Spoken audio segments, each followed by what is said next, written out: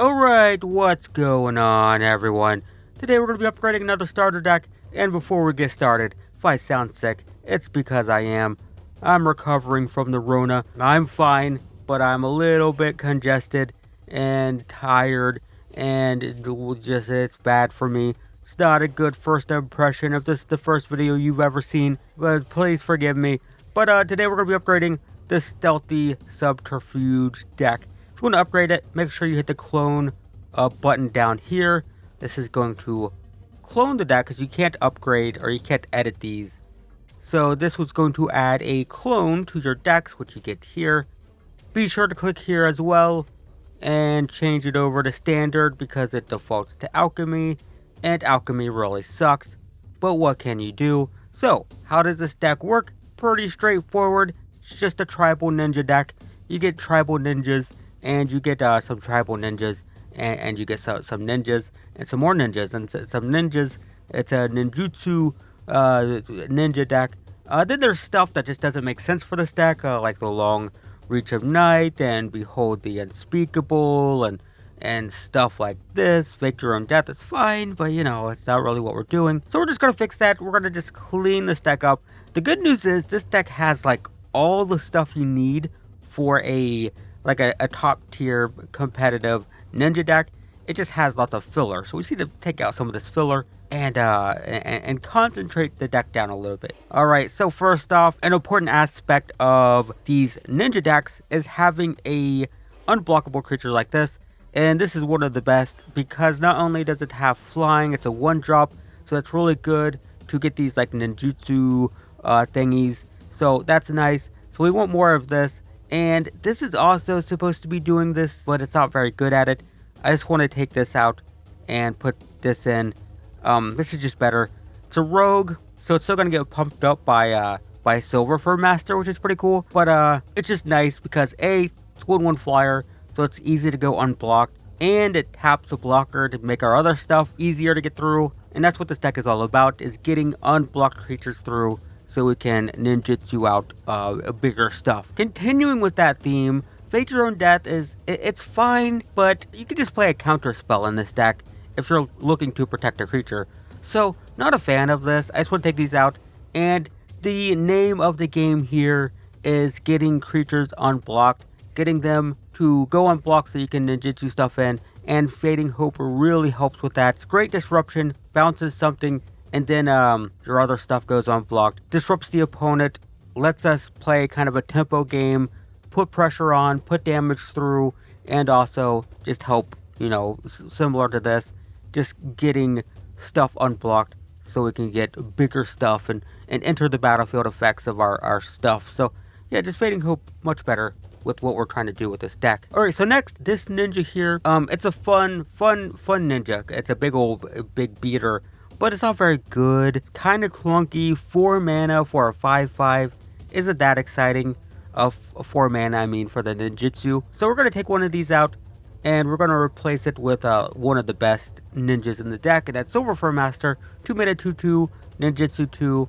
It makes our ninjutsu abilities cheaper, and then it's going to pump all of our other stuff. It's a lord for our ninjas and our rogues. So would much rather just have the full 4 copies of that. I also just want to get this out. This doesn't really make a lot of sense with our strategy, so we don't need it. Out it goes.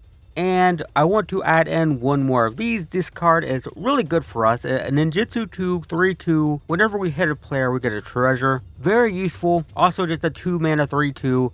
Like a turn 1 network disruptor, then ninjutsuing this into play, hitting for 3, getting a treasure. It's just like a really awesome tempo play. Then we could replay this, tap something, possibly hit them again for another 3, get another treasure. Like, it's really good.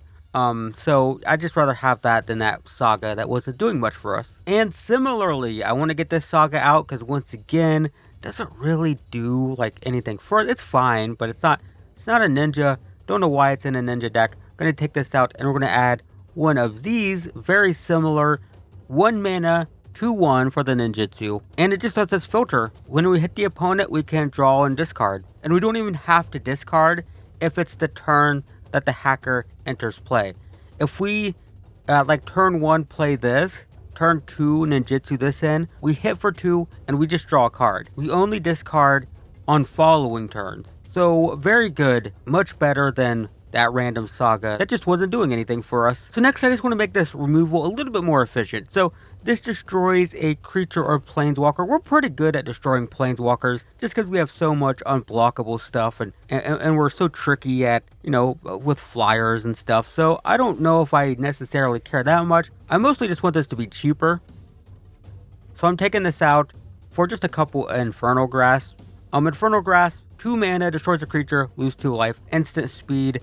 I would say this is optional, I guess, but I just like that this is cheaper, it's faster, which is nice, because we do tend to spend a lot of mana every turn ninjutsuing stuff into play, so having a 3 mana removal spell can feel a little clunky in this deck.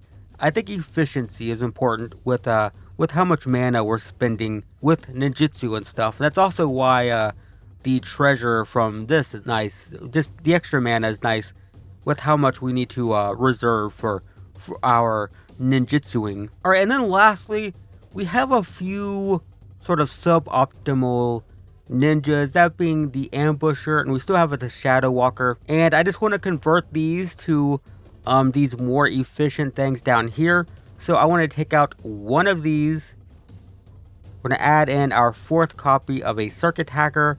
I also want to take out one of these to add our 4th copy of Prosperous Thief. But just because I think these are so efficient, I really like these a lot. And this is mostly done. There are a few rares that I think are worth it. I think it's worth taking out one of these Ambushers for one more Kaido. Kaido's amazing. Could probably play 3 copies actually, but I think this is fine. I also think we can take out one of these for a Nashi, which is right here. It's a little bit expensive, so I don't like playing like 2 or 3 of these. But a single copy, just as you cast stuff off the top of everyone's libraries, that's a card draw basically, sort of, which I like quite a bit. And of course, you can take out some of these for some Shipwreck Marshes if you want to improve the mana base. And that's it. The stack basically had all the key ninjas. If you wanted to, you could still potentially take out this Ink Rice Infiltrator for like one more Thousand Face Shadow or one more Biting Palm Ninja. I really like Biting Palm Ninja. Same thing with the Stealthy Silencer. Like if you really wanted to, we could take out one of these, add in one of these, and then do like maybe one of these out and one of these in.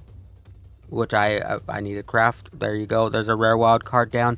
I like that a little bit better, but that's very optional because both of these are rare and they're not like 100% necessary. But yeah, consider that an option if you so wish. I'm not going to count it as an official upgrade. Oh, I need to look up. I need to get that one thing back. So an option, but not 100% necessary. But hopefully, this is going to work a lot better. We have way more ways to just get that ninjutsu started. We have more lords, and our ninjutsu stuff is just way more efficient. Creating treasure for more mana, drawing cards, more Kaidos, not a bad thing. So yeah, just this deck was like, it had all the key pieces. It was just had some filler, had some fat that needed to be cut. So we just trimmed it up a little bit, and that's all it really needed, which is nice. So there you go, guys. That is a Dimir Tribal Ninja deck. Plenty of room to experiment with all these rares, too. Like, some people play the full 4 copies of, like, Biting Palm Ninja and just try to rip the opponent's hand apart. Some people really like this Thousand Face Shadow. It's, like, really good, but also kind of clunky sometimes for me. I'm not a big fan of this, but some people love it, right? So there's some room to toy around with these singleton copies of rares and mythics that you can kind of, you know, like if you really like Satoru, by all means, definitely try more of those. Same thing with any of these rares. But yeah, that's the deck. Let me fix this actually.